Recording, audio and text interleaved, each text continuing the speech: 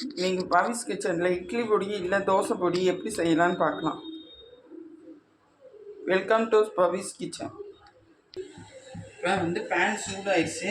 ஒரு 20 போல் வரமிளகாய் நான் எடுத்து வச்சுருக்கேன். தனி மிளகாய் அதை வறுத்துக்கலாம்.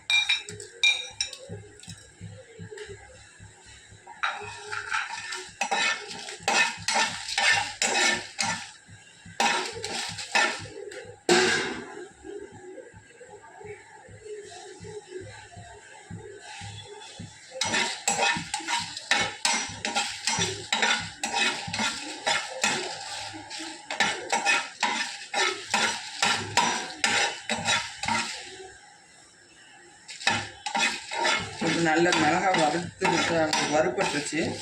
இதுக்கு மேலே வறுத்தோன்னா அடி பிடிச்சிடும்.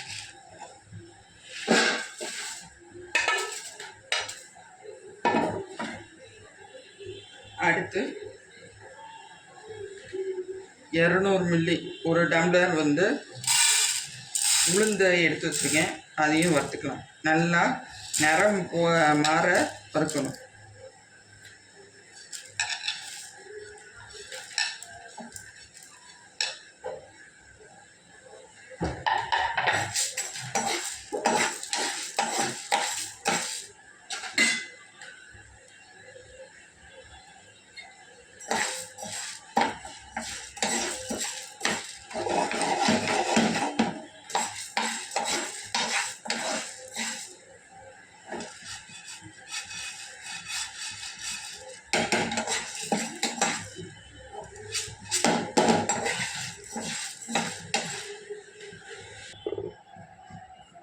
நல்லா நிறம் மாறிட்டு வருது. நல்லா பாருங்க. இந்த கண்டு இந்த மாதிரி வரணும்.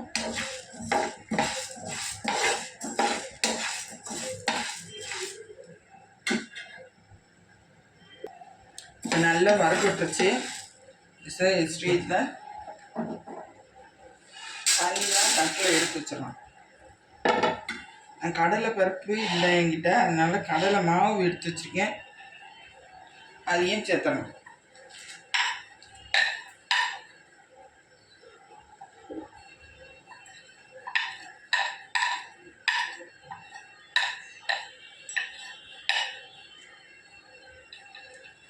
இப்போ ஒரு பெரிய சைஸ் பூண்டை எடுத்து ஒரு 20 பல்லு பூண்டு எடுத்து வச்சுருக்கேன். ஒரு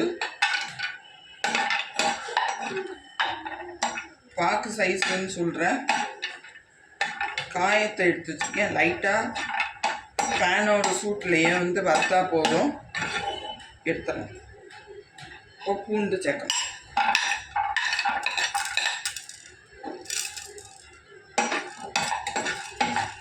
பூண்டும்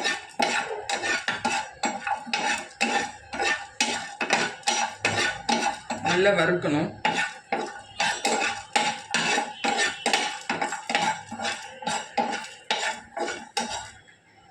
இப்போ தீயை ஆஃப் பண்ணிடலாம்.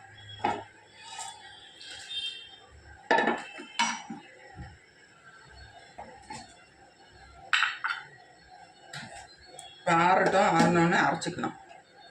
அரைச்சி எடுத்தாச்சு. இந்த ஸ்டேஜில் உப்பு சேர்த்துக்கணும். உப்பு சேர்த்து அரைச்சாலும் பரவாயில்ல. ஒரு ஸ்பூன் உப்பு நல்லா கலந்து விடணும். இட்லி பொடி ரெடி. தோசைக்கு கூட வச்சு சாப்பிட்டுக்கலாம். Bye friends.